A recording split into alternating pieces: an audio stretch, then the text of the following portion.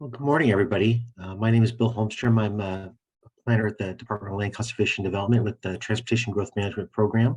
Thank you, everybody, for joining us today.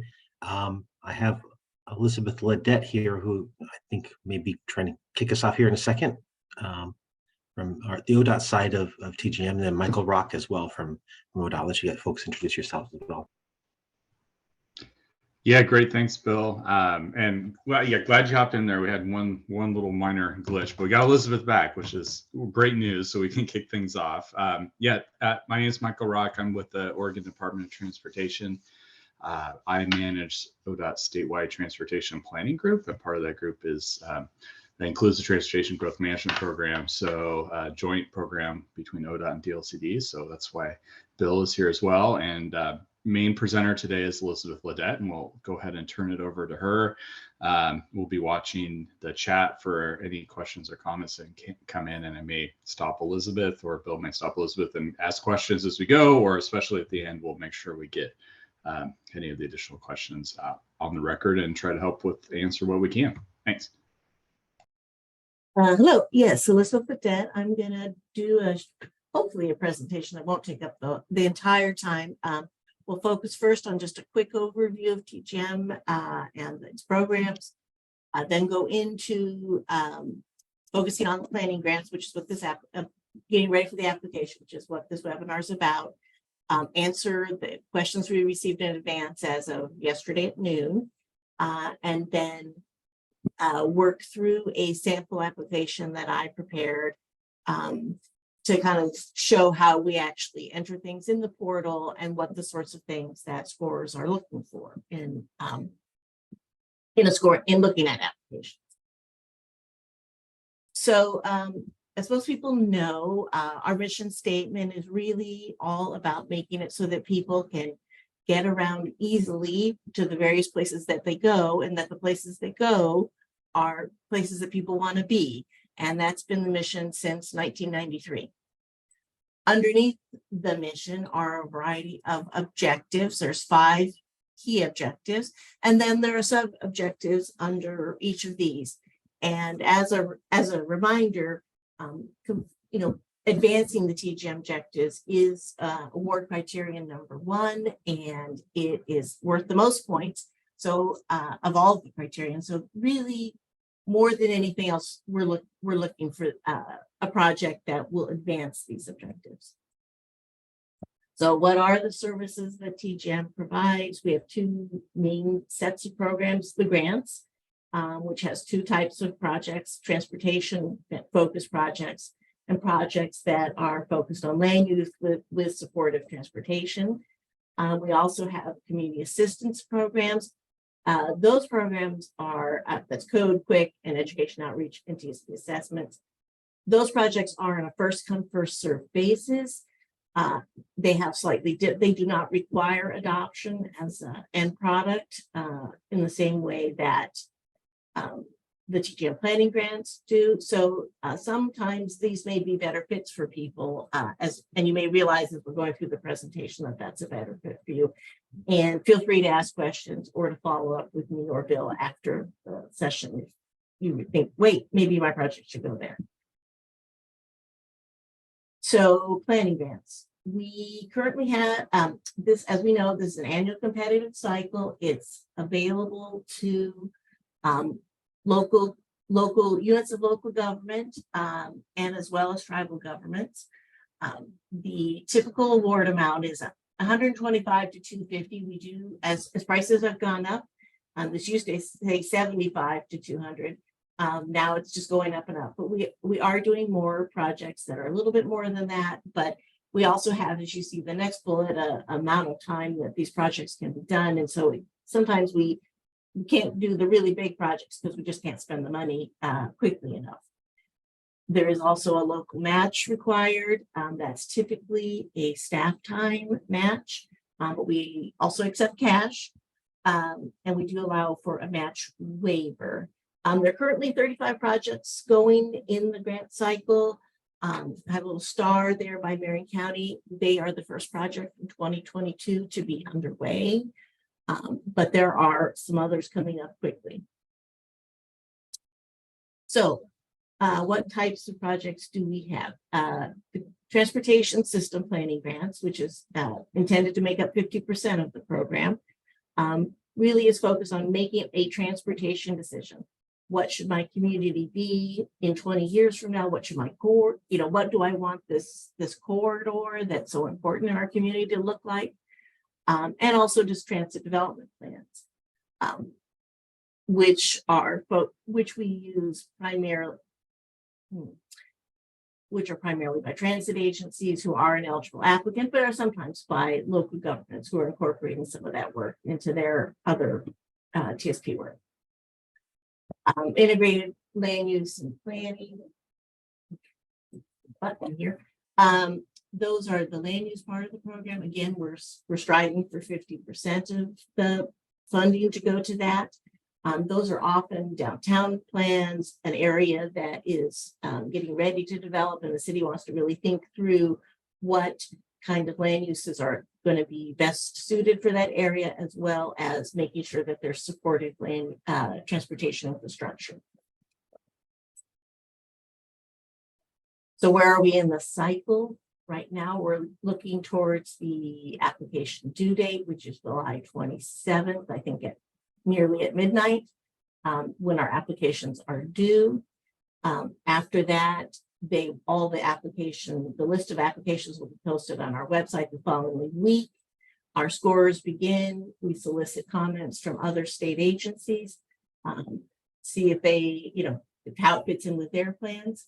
And then the awards will be announced via email and then on our website in mid to late September.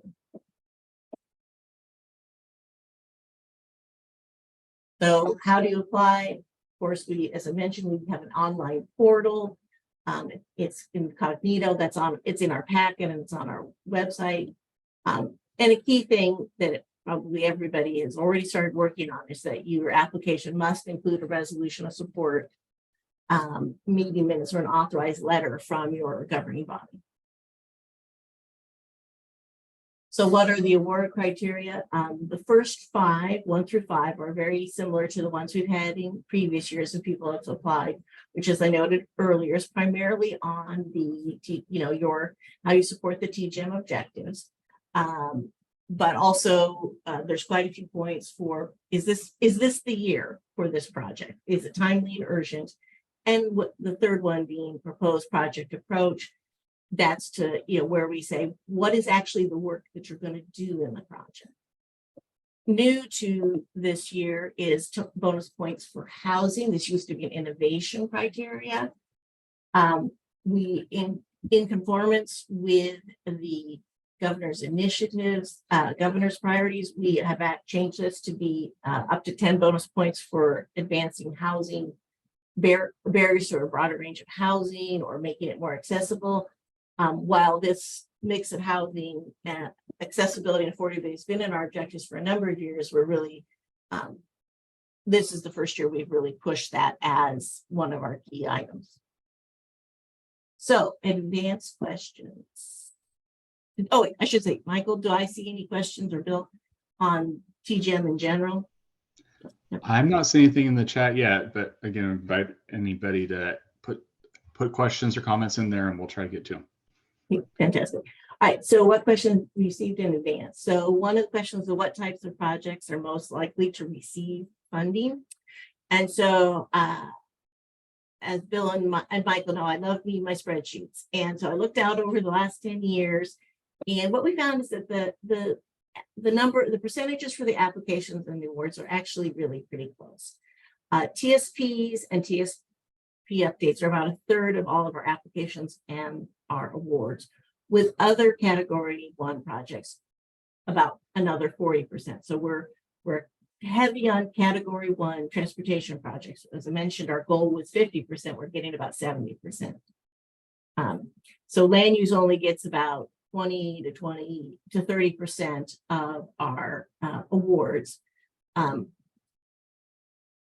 There is also, I would note, this other transportation here. This is kind of our what I have a little bit of a grab bag category.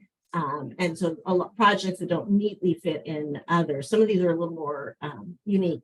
And so they tend to be a little harder to get an award. But if you are thinking about something that isn't a transit development plan or a bike ped plan, please reach out and we'll be happy to give you the samples of people who've successfully gotten that project. So the other question, it's a couple of questions that were really sort of an eligibility questions. Are, about pilot studies, a feasibility plan, and streetscape improvements. And the key thing is that TGM grants are for planning work that lead to policy decisions. So theoretically, these projects could be, worked to fit our objectives, but really, for instance, a pilot project, like going out and closing a street to see whether or not that is eligible, whether that will work, that would clearly not be an eligible grant project, nor would actual physical construction. But if you were really trying to figure out, hey, what are the barriers to a streetscape improvement? Are there barriers to a roundabout here? Then those would definitely be an eligible project. Just you'd have to make the policy connection. We also had some questions about money. And I'm not sure that I'm answering the top question correctly because we don't really use financials as a term too often. But we do ask for estimates and we'll prepare our own. So people should be assured that if you ask for 120 and we think, and we want to award your project and we think it's 170, we'll make sure that we give you the money that we think you need to do your project. Actually, and the second question was a really good one because I hadn't realized that we had a conflict between two different parts of the application. What is in the application is listed as 14% of the requested funds, and in instructions, it's 12%. That's also the percentage that's in the online form. So the correct percentage is 12% of requested funds. We made a last minute change and I just didn't see it in the application itself.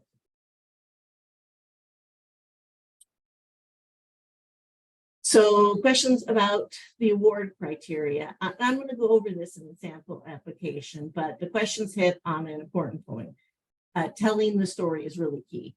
And the story really needs to be the local story, not the state story. First, we want to know what are the issues, the local issues and the local objectives. We can figure out how they fit the TGM. How will the project relate to recent and upcoming planning efforts and projects? And what are the opportunities that will be missed if the project isn't funded sometime soon? How does the analysis and process relate to the project objectives? And is the kind of work being done that will support the eventual recommendations? And do the people that are most affected support the project? Even if in the end they don't end up supporting the recommendations, we want a project where people are interested at least talking about. So scores will be looking for, as they review, over how the various parts of the application work together. A few years ago, a community applied for a TSP update, and they talked about access management and how that fit the TGM objectives in award criteria 1. But there was no mention of access management in the project approach, which was undoubtedly an oversight.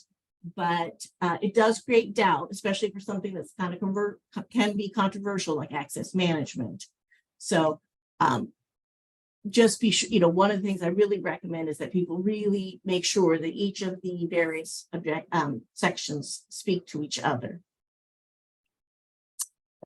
And also the other thing as far as resources is that although only the last round of successful application. Wait, did I accidentally go forward? Yes. Okay. All right. So what are the common mistakes?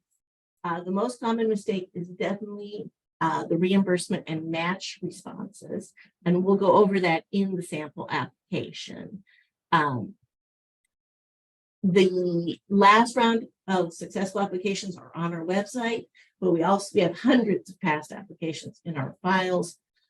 I use the City of Redmond's application from 2015 as the basis of the sample application. If you're saying, oh, I have this project, that's maybe a little different than one of the ones on the website, you can contact me and I'll be able to find you one that is almost certainly very similar to yours. And I want to emphasize that the TGM planners and myself and Bill are happy to review your applications in advance of submittal and give suggestions. This isn't an official procurement process where we need to maintain a hands-off approach to potential bidders. Before we move on, Yes, Elizabeth, we do have a couple questions in the chat now. So I think they're both pretty straightforward. So the first is, will the PowerPoint be made available after this webinar? We actually just talked about that before everybody joined, and we will post this, and we are trying to record as well and figure out if we can post a recording for later. So I assume it would just be on our main TGM page. Is that what you're thinking as well, Elizabeth? Yeah, I think we'd probably put it under the application. Great, tab great application resources. Okay, Thank you. So next one, Kimberly notes that they did not have something for the pre-application stage, but maybe do now. Can they still apply even if we didn't do pre-application? Definitely.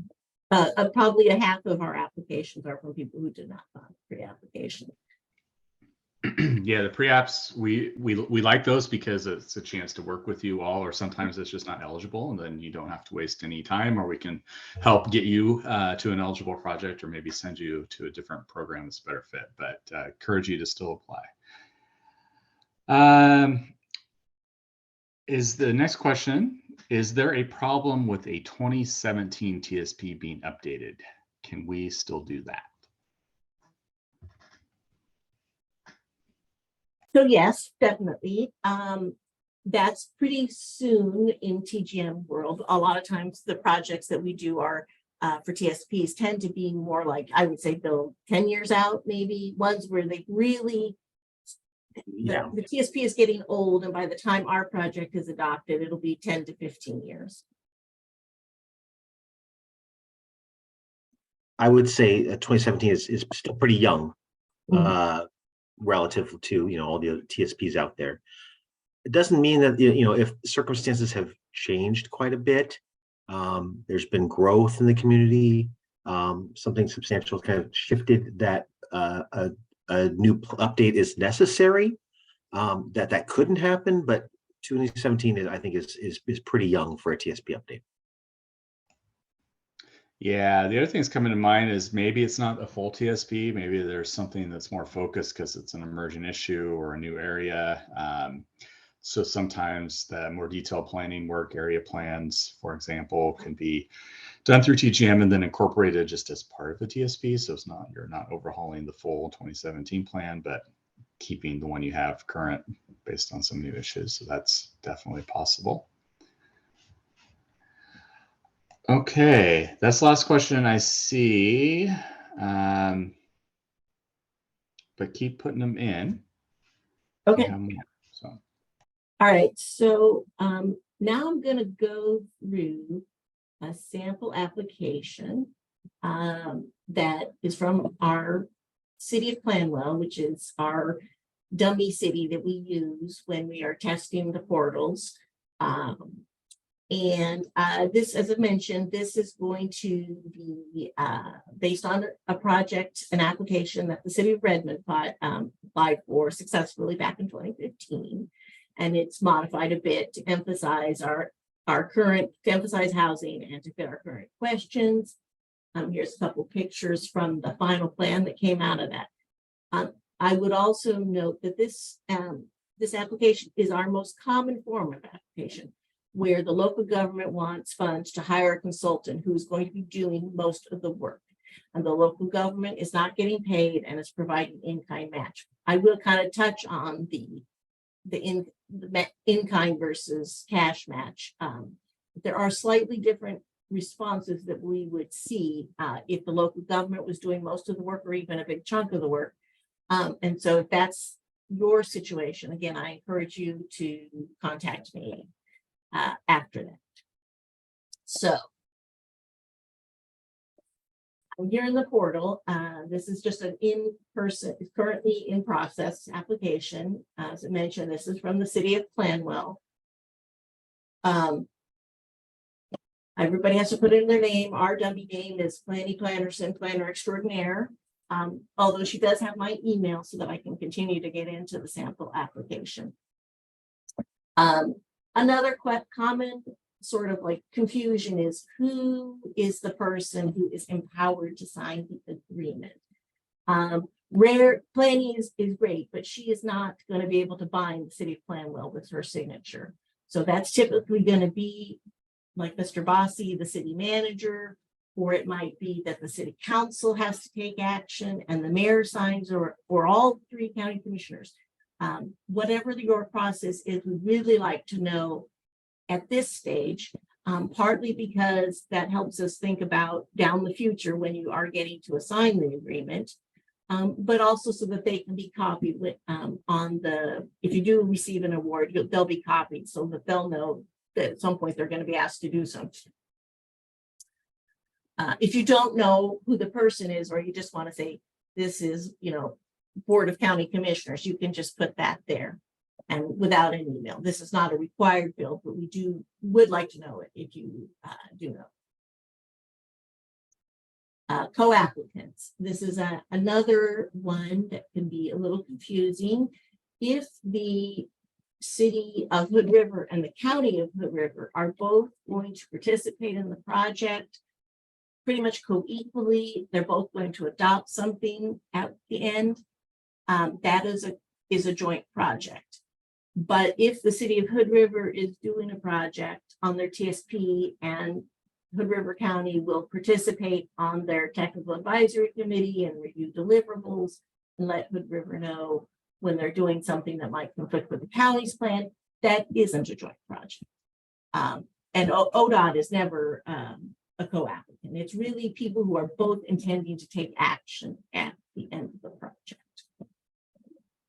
And there can be multiple. We had one just a few years ago. I think there were, Gresham led it, and there were like 3 or 4 other cities that are participating in the project.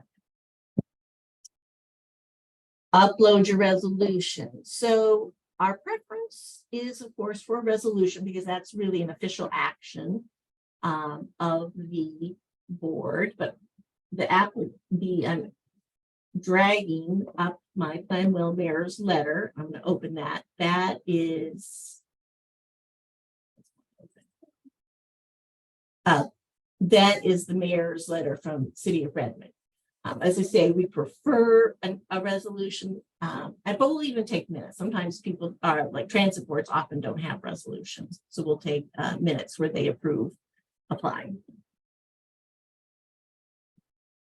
Okay, that's that. Now I should also note that this answer here is one of the eligibility criteria. There is one that says community local support, and this, if you don't have a letter or resolution or minutes, you won't go forward in the application scoring.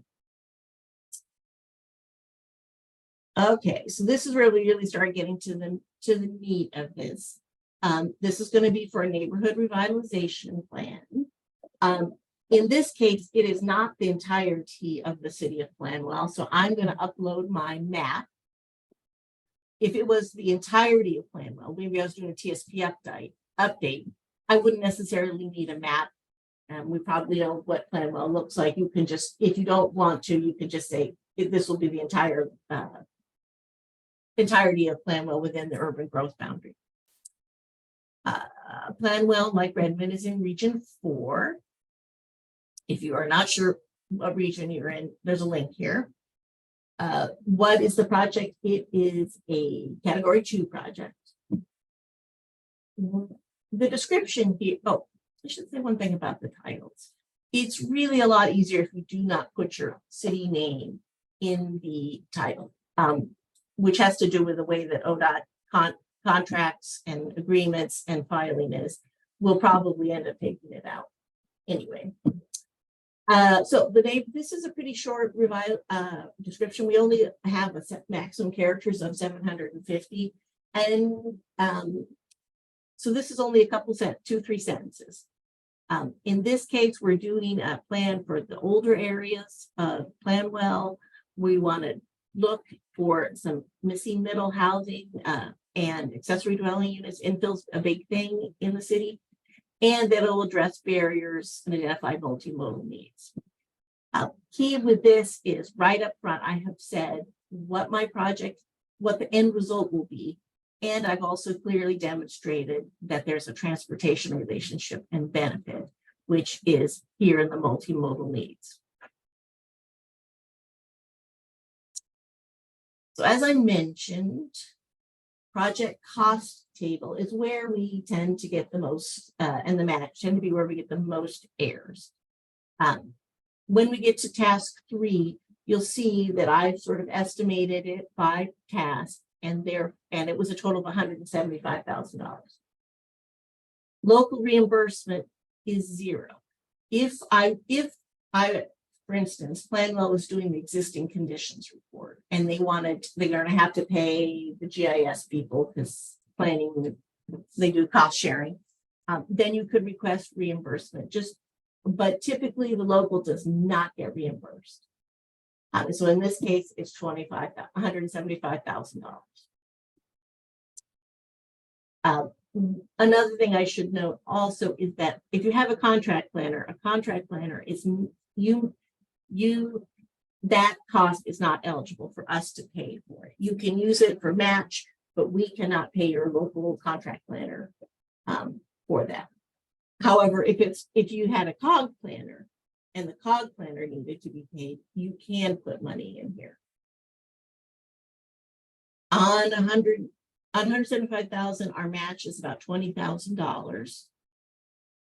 Did Planwell was Planwell on the distressed communities list and need to receive a waiver? And we put no. As I said, typically most people do labor and supplies and services during the project for the most common type of match. This is quite time intensive typically for a local government to do these projects. An alternate thing would have been to do payment when the intergovernmental agreement is signed, which is typical for a construction match. You have to give us a check. We will of course take a check. If I wanted to let's say I wanted to do $25,000, I had a lot laying around, I would have reduced the amount that we've requested from 175 to 150. The reason being, we're going to apply your cash match to the project.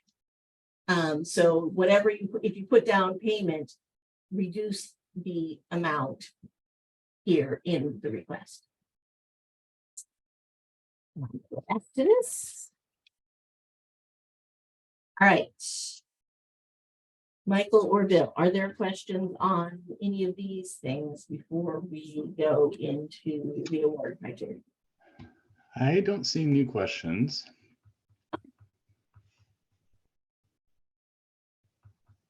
So as I said, this project need and supporting TGM objectives is really kind of the key criteria for us. Now, of course, you can't really see this here, so I made a slide, which also you probably can't really do because the letters are really tiny, but you'll be able, when you get the PDF, you'll be able to see it. This is, we leave 5,000 characters. I wrote a 3,600 character response for this.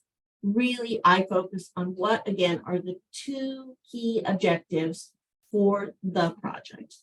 In this case, it's to make sure that, what are the barriers to development of infill housing, and what are the things that we can do in an infrastructure and amenities way to support infill housing. While at the very end, I might say things like, hey, this objective supports TGM objectives. I'm really focusing on what are the issues in Planwell. As people know, one of our objectives is to one of our key expectations is both an equity focus and a greenhouse gas reduction focus. You'll see that we do talk about providing a greater mix of types and price points, and also reducing the need for people to travel. And is this area getting the same amount of amenities that other neighborhoods are getting, some of the newer neighborhoods? One of the key things that as a scorer will be looking for is, we've said these things, hey, we're interested in looking at the amenities, if qualitatively and quantitatively. Does that follow through on task 3 on the project approach? Any questions on this one? Nope. Okay. Oh, we just had one. Okay. Okay. Sorry, Bill, I didn't mean to cut you off if you were hopping in. I thought I heard somebody. It just reads, let's see, with the rise of electrification and zero emission transition policies, would it be appropriate for a public transit agency to apply for a capital improvement / fleet transition plan?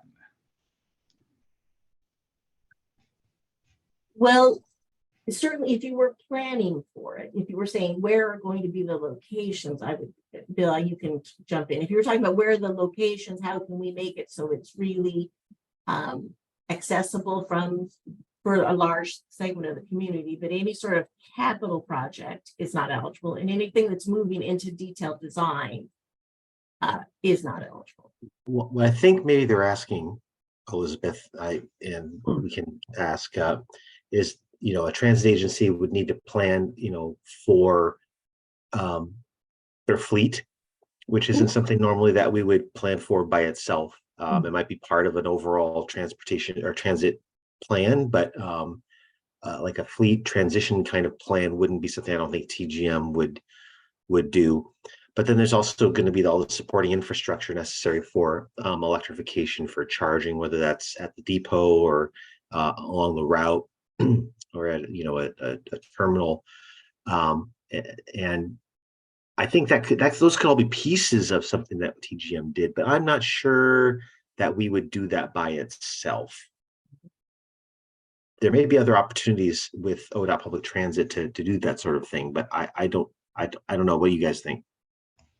Yeah, I agree, Bill. I think there's certainly are plans with components of electrification and the infrastructure goes around that. That's like planning for other infrastructure that we could help with. But yeah, fleet specific, I think that would be pretty far from our normal work. But happy to put anybody in contact with ODOT's public transportation group, and if there's interest. So yeah, and I'd say we're doing a project in Tiger right now, which as they started for the downtown, and as they started in this, they realized they really wanted to talk about, as part of the parking and as part of the infrastructure, where EV charging could go. So we did add that into that project. So it's definitely as a component and eligible, but not probably as the focus.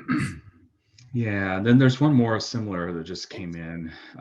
It's from Rachel. It says, is funding to create a capital plan for spending on buses, technology, infrastructure, buildings, maintenance, and mobility hubs eligible?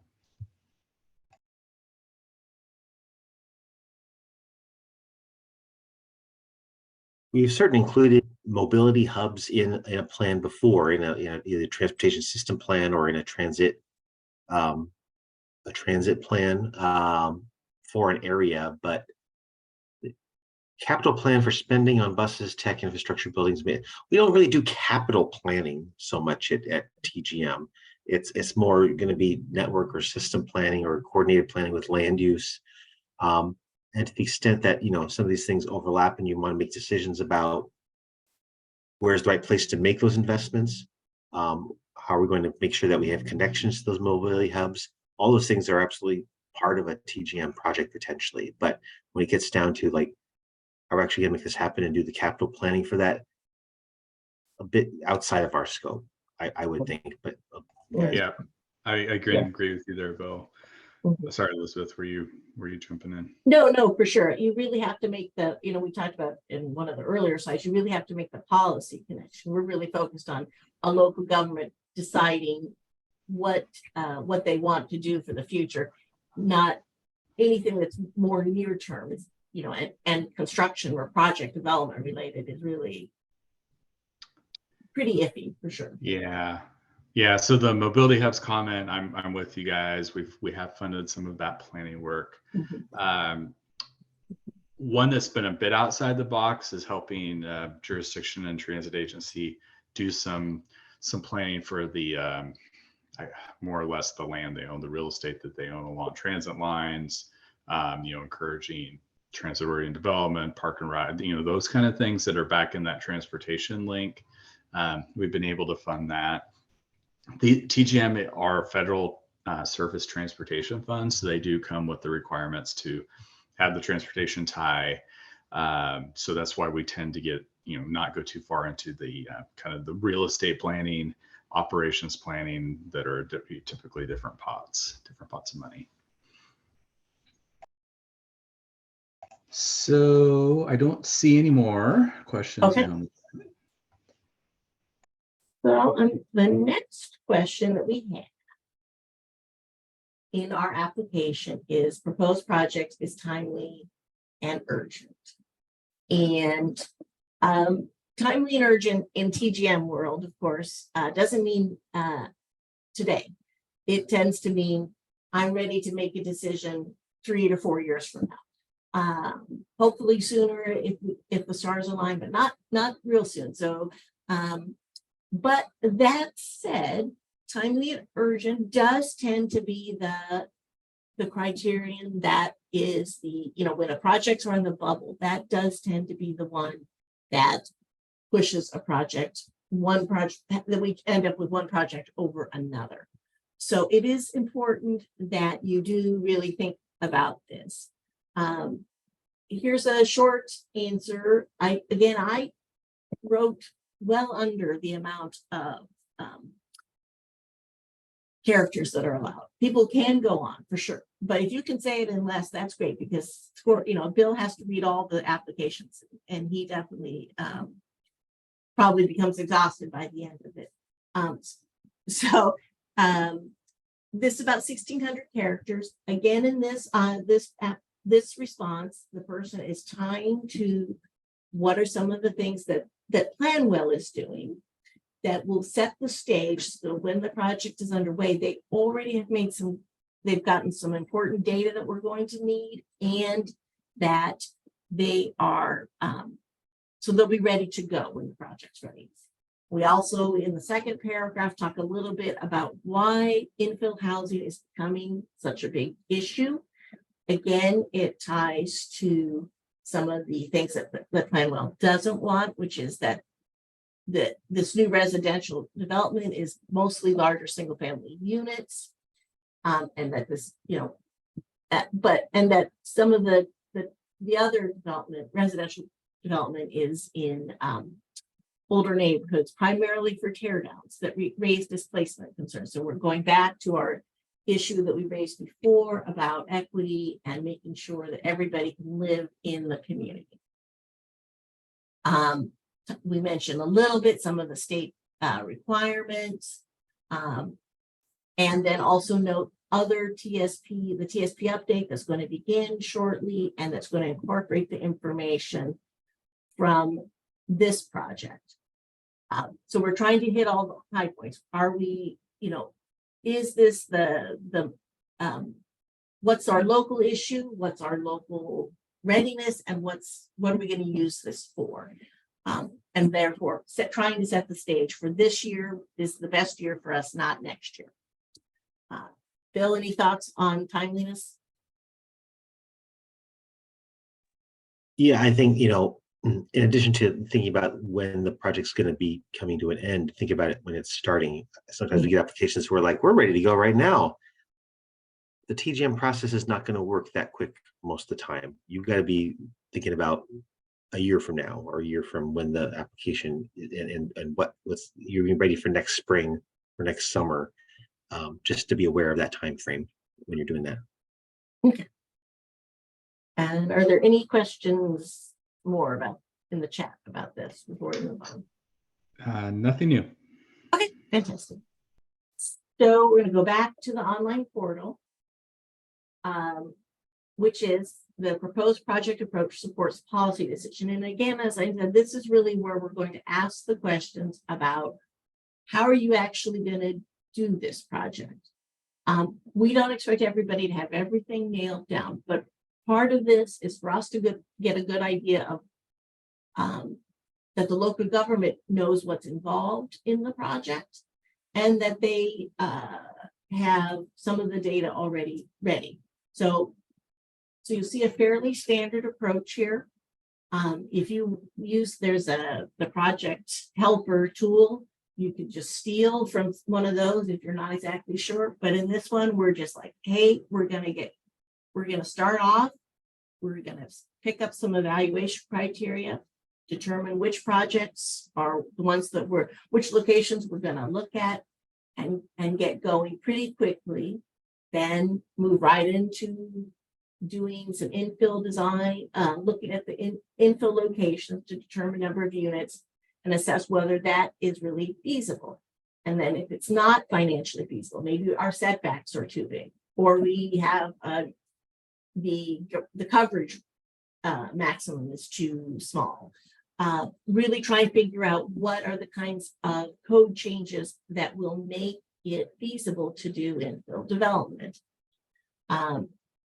And then go back to the neighborhoods that are in this that are in the areas that we're studying.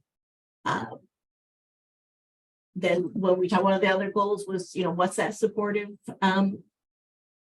infrastructure where we're going to look at our transportation. Hey, we're going to see what's both within our neighborhoods and linkages to other neighborhoods. And then also really find out if the infrastructure is not just enough that it's there, but that it's in good condition and it's attractive. So are these neighborhoods competing with other neighborhoods in a meaningful way? And once again, doing outreach, just making sure that the people with us are still along. Then having just sort of a larger open process, public outreach. This is typically, very typical in a TGM project. You do some analysis and then you go out to an open house. We're also asking the Planning Commission for direction. Now you'll note that I put in here sample days and sample costs. Again, this is just so that we have an idea of how quickly you think it will happen. And since your Planning Commission and your public typical public involvement, you will have a better idea of how long it's going to take than we're going to have. And the costs again are just an estimate. They're just to give us an idea of what you think it will be. If you really don't have any idea, you just kind of go to our resources and say, well, that seems a lot like this project, and that's 175. You don't have to break it down in each task if you don't know. After we've made some decisions about which way to go forward, the project goes into like sort of teasing out what are the cost of doing those sorts of things. Then we're actually preparing the actual code language to make sure that infill development can go forward. One last draft, we prepare the draft plan, do a bunch more outreach, and then present it for adoption. This is a very standard statement of work process for a TGM project, but we also know that a lot of other communities, and especially tribal governments, have very different processes. So you should really customize it to what your commission expects for a task approach, for a typical project. I think I was probably was probably pretty optimistic in how long some of these things take. I would say the typical length of a TGM project is probably 18 months to 2 years. But I think this only worked out to about 9 to 12 months. Any other questions about approaches? No, Nothing in the chat Okay. right now. no questions. I would just add or underline Elizabeth. I think it's really important. This is a place where I think a lot of applications get a little too cut and paste. Um, I know it's hard sometimes if you're not doing this work a lot, that, what is it? How does this project work? You're not stuck with this approach. Mhm. If you move forward and you work with your consultants or, you're the local folks, if you are awarded the grant, you can make changes and make it how you work. But what we want to see here is that you're really thinking about how this project, what you're trying to accomplish, works in your community. I don't need to cut and paste stuff how it works somewhere else. So really think about those little details and about, we need to talk about this neighborhood, we need to talk about this facility, we need to talk about whatever it is. Just personalizing it a little bit more, I think, goes a long way. Yeah, I think that's really key. And I think that's really key, particularly for TSP and TSP updates. It's, there's only a couple of ways to do a TSP and a TSP update, but the issues are different in every community. The things that you're really prioritizing. And so this is a really good point, even if you just say, yeah, this is alternatives analysis, to really say what you'll be looking for in those alternatives. All right. Then we asked, how's it going to be? This is a new question. We used to have a big, long thing where people could talk all they wanted. We decided to break it up a little bit to help people with thinking through the approach itself. This is, how will the project lead to a successful project? Here's kind of where I put in, or planning put in, some of the what the city is going to be doing during the project, and that they're going to be doing a lot of outreach in this project. One of the last questions is, if adoption hearings will be held as part of a larger project, when will that be and as part of what project? Adoption, or at least consideration of adoption, is an eligibility criteria for TGM projects. So, but sometimes, and usually I'd say 90% of our projects end with Cascade up here, where you're presenting it for adoption. And that might be an amendment to a TSP. If it's a bike ped plan, it might be adoption and changes of a specific area plan and then changes to the land use codes. That's most typical, but sometimes it's maybe a bicycle plan, some assessment of a bicycle needs in a particular area that will then be folded into a larger plan. They're going to do a TSP. We did talk in this one about how the TSP update will be happening in a couple of years. It may be that this sort of work will be considered and adopted in a later date. And in this case, you can say that, hey, I don't have task 8 where it says present for adoption.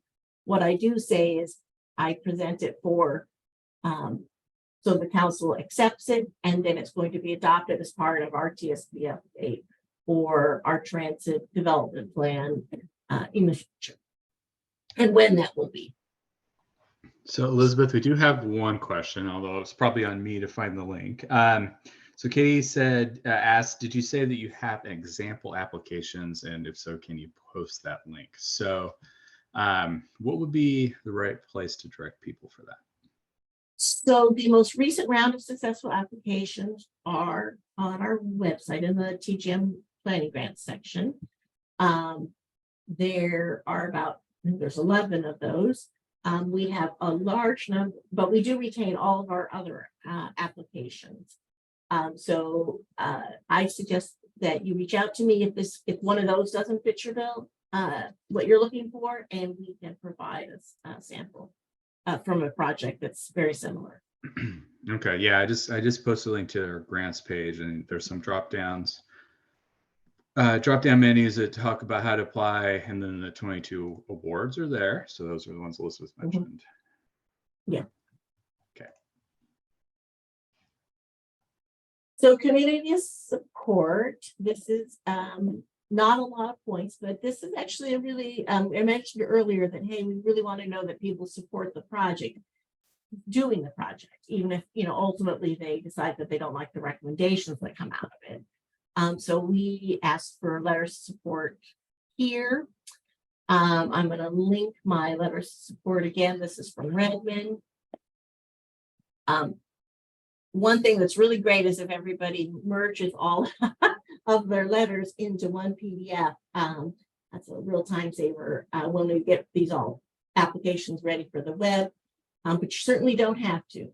One of the things that's really great about this particular set of apps that we got from Redmond was there's a broad variety of letters. There's the Chamber of Commerce, there's the school district, commute options, a private business, and a couple private businesses, one that's a bike owner and one that's of the local dairy. That can really be we much prefer that than a bunch of letters that all kind of say the same thing or that are basically form letters. Those tend not to be scored as highly. Okay, Elizabeth, let me stop you for a question. So this one probably has some nuance and might be best to talk about afterwards, but if both a TSP and IAMP update are needed, would a single application be best or should they be done separately? I have a few thoughts, but anything jump out to you?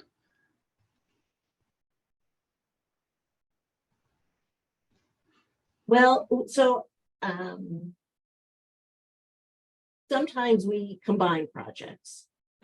If we might award, if in that case, they might come in as separate applications and we would award one of them and then put a component of the other into the award. So we might add a little bit of IAMP into a TSP. But those are both kind of expensive projects. So right.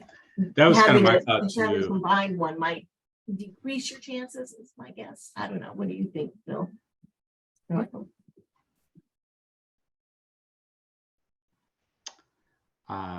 Well, let's see. I definitely want to get Bill's read too, but yeah, both TSPs are fairly expensive. IAPs, I think, can be pretty expensive. They're not done nearly as often, so it may be difficult to combine them up. I think it's we often will get multiple applications from the same jurisdiction, especially larger jurisdictions. It's probably best just to make sure you're working with your region contact, because this would be a complex situation, I think, where an IAMP and a TSP are needed, and so I think getting some advice about how to frame that, or I think would be important. And I think the last slide we have are some contacts. If we haven't shown those, we can get those to you. So. Yeah, that was going to be my suggestion, is that you talk with the ODOT region contact. Is in a lot of ODOT regions, I think they have an idea about which IAMPs in particular that they're interested in addressing most urgently. And sometimes they even have funding kind of lined up through other sources for those. So it might make sense to discuss it with them, even if you don't do that, because you can align them and line those processes up even at the same time, even if you don't fund them both through TGM. So just talk with the local region folks.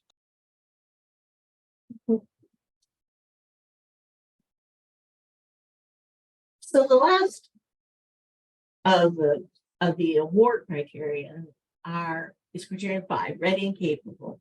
And this is really where we're just kind of making sure that the person who is going to do this project has time availability and has the experience to do this project. As I mentioned earlier, these projects are very time intensive, and not just once the project gets going, it's quite time intensive to get the statement of work developed and to negotiate with a consultant. So we really want to be sure that the person has maybe hopefully been through that before and has the time to do that. Luckily, Planny is very experienced. She's done a lot of project management, and that the deputy person, Ron Speedy, from Public Works, is also very experienced, and we'll be looking at it through the lens of the TSP update in a couple of years, and that our GIS data is pretty much up to date, which can be a real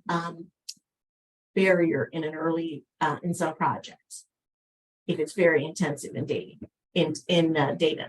So one of the second part of this question is what's your successful performance on previous TGM projects? So In this case, I've put in 4 projects. One that was done back in 2010 that was adopted. Same thing with RTSP that was done. And noting that we're going to do an update. This industrial park master plan doesn't actually say whether it was adopted, but apparently it was implemented, and then we've gotten some good results out of it. And the Northwest Area Plan in 2022 that was just finished and we're getting ready. New stuff is happening. Again, this is more just that we want, it's 2 parts. One, we want to see, that the cities are doing things with the work that we're funding. Also, it's a good way for us to update our records as well. The last one is the bonus points. Again, this is a new thing, and you can respond to this. This is not a requirement. If you were not going to address, this is not a required response. If you're not addressing housing at all, you don't have to respond to this. This is 10 bonus points. Most of the points, the 100 points for the award criteria, are going to be probably what is the going to get you a project or not get you a project, but we do want to know, what are you doing if you do want to claim those 10 points, how you think you meet that. And then of course our scorers will make their own assessment on that. So, forgot my required racial and ethnic impacts statement form. That you'll upload that here. I'll upload the mayor's letter again because I forgot to put that there.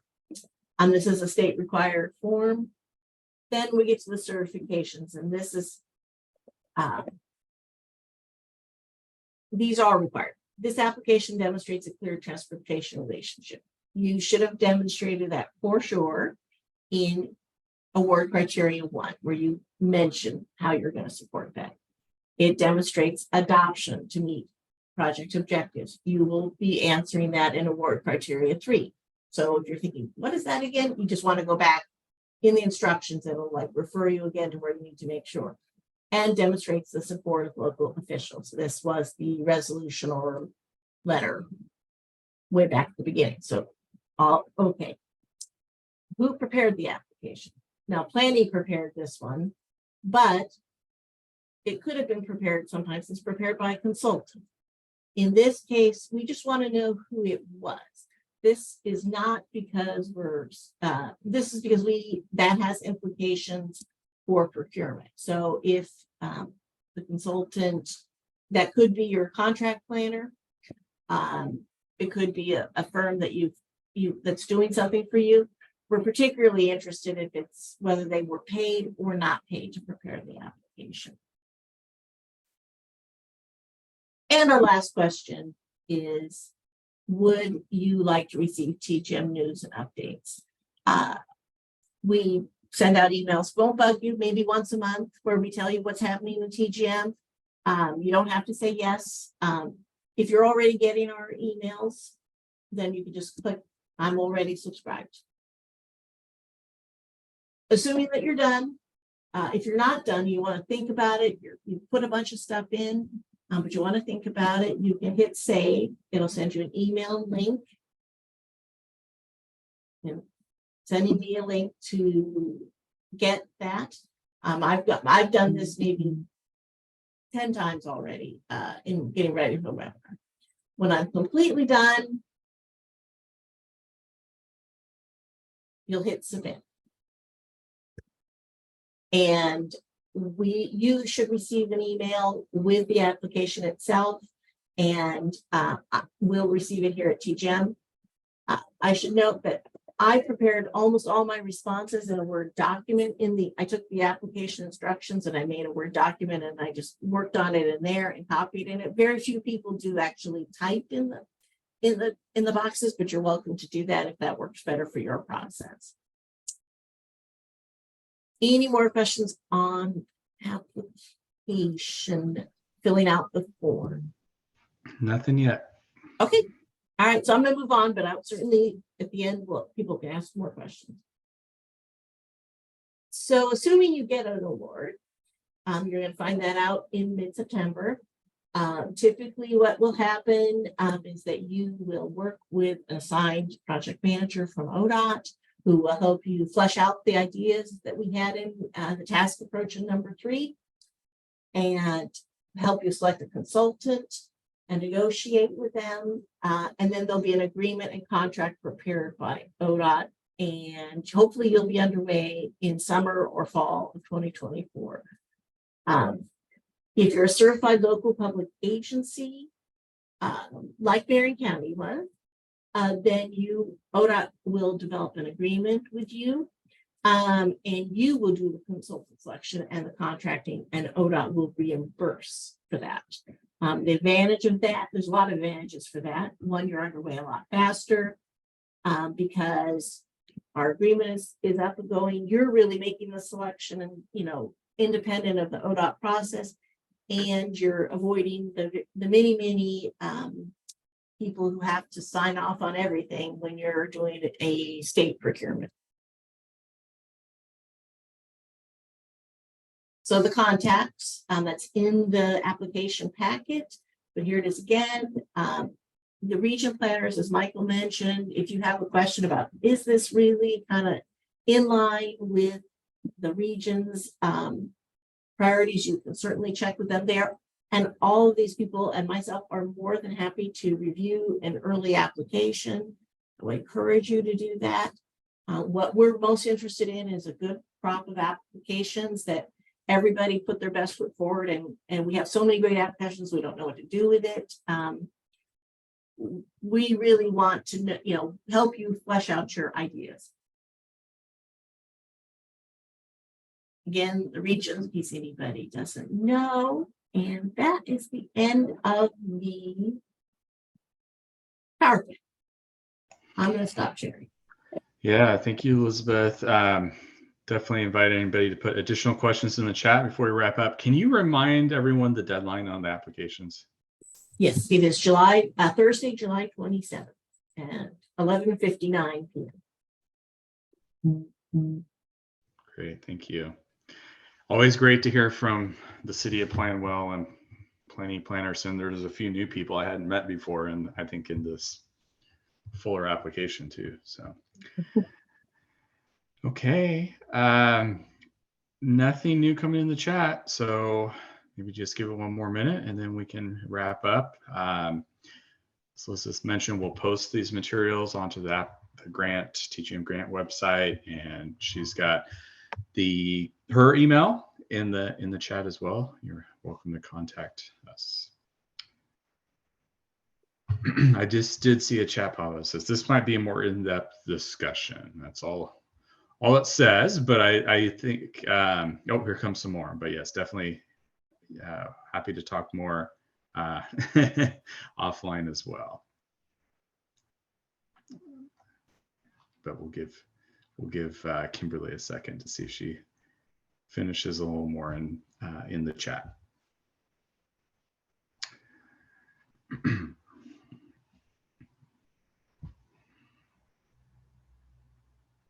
Sounds like it's Elizabeth. I don't know if you could see it now. You're not sharing, but any thoughts on comp plan, TSP relationships?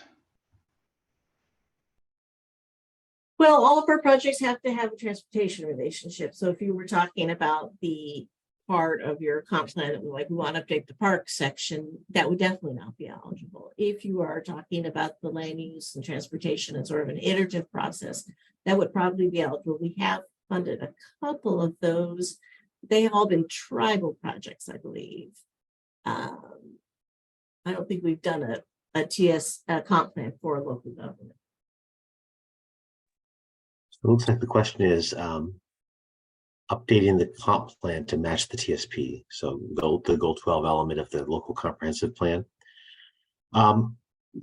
In general, I mean, different places have done this differently over the years. A lot of those are out of date. So often those are updated when you do a TSP update, not always.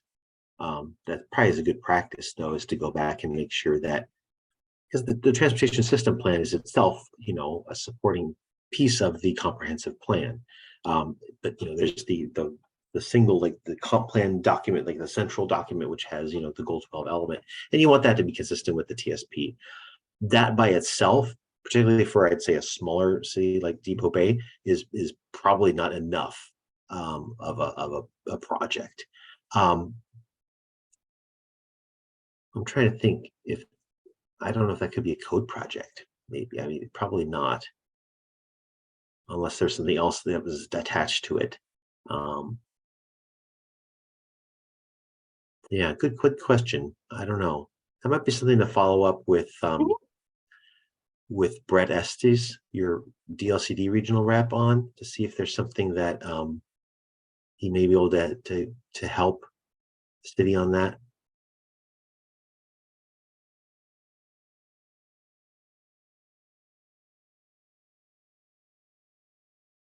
Great. Okay. Well, looks like Kimberly's just filling out a little bit more on that question. So appreciate that. And yeah, if anything, the chance to introduce you to some of the region folks at ODOT and DLCD to talk to, that's another benefit of the webinar. So hopefully that will help.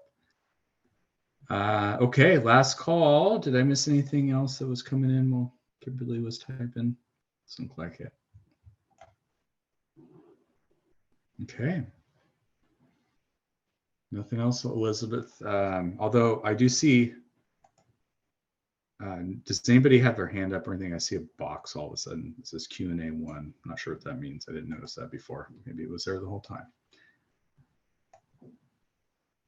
Yeah, Oh, so it's- someone discovered the it? Q&A box. I found it. Yeah, it's when Oh, okay. TTM work need to be completed by.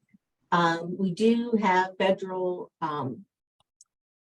end dates where we have to spend all of our federal money, and I think it's definitely in the application what that last date is. I'm not right off the bat remembering. I want to say 27.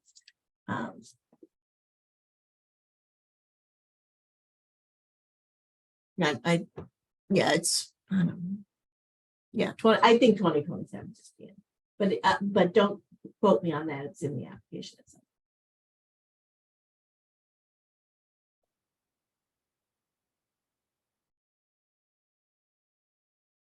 Okay, I don't see anything more in the chat.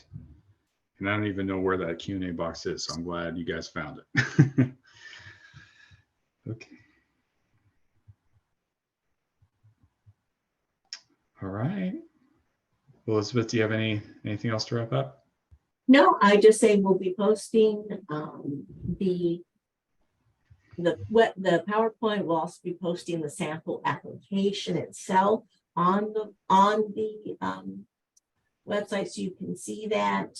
And if you have any questions, again, I really urge you to contact your regional rep or you're at the DLCD or at the ODOT person, or to contact myself and Bill. We're just happy to answer your questions. All right. Well, thank you for your work on this, Elizabeth. Thanks, Bill and Elliot from DLCD joining, and thank you for all your time. We had at some point well over 30 guests, so that's great. Hood River says hopefully you'll see that from them, and we'll look forward to it. Thanks, everybody.